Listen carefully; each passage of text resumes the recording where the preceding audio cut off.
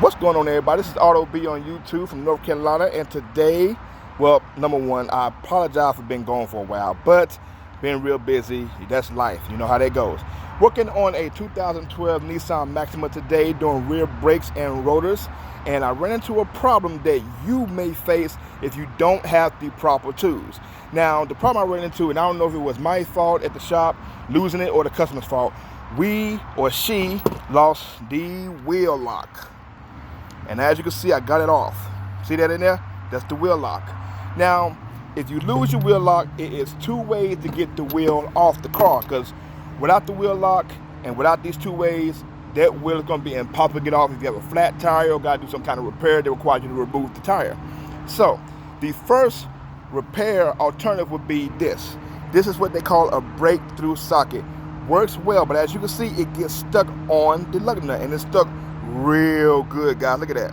If my camera won't act right in focus, it's stuck real good. I even use penetrating oil to try to get it out of the socket, and it's stuck there. It's done. It's used. No more use for it. Anyway, another alternative would be, and depending on your vehicle, get the right size socket for your lug nuts.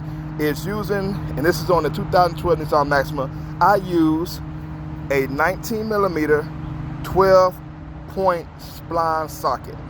19 millimeter 12-point spline socket. It works wonders. It'll probably take you 5 minutes to get these lug nuts off, these wheel locks. And what you do, I already got them off, guys. I'm just gonna demonstrate real quick for you. Is, let's say this is the wheel lock. You put it on, it's not gonna go on all the way. It's gonna go on kind of halfway on there.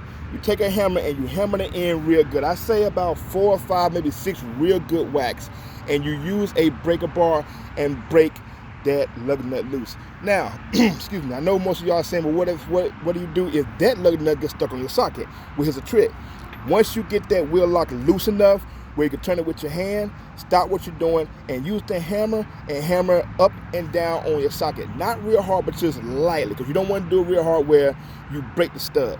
Real lightly, and the socket will come off the lug nut because it's already loose. So all you gotta do is, once the socket comes off the lug nut after hammering it up and down, take the socket by with your finger, with your hand, and just slowly turn the wheel lock off, and it'll come off, and the wheel lock will be off, and also the wheel lock will not be stuck in your 12-point 19 millimeter socket, and you use it for all 4 of your tires. So that's the case. And once you get all your wheel locks off, if you can't find the wheel lock key, go ahead and go and get just regular wheel lock, regular lug nuts to put on your tires. It's not worth it.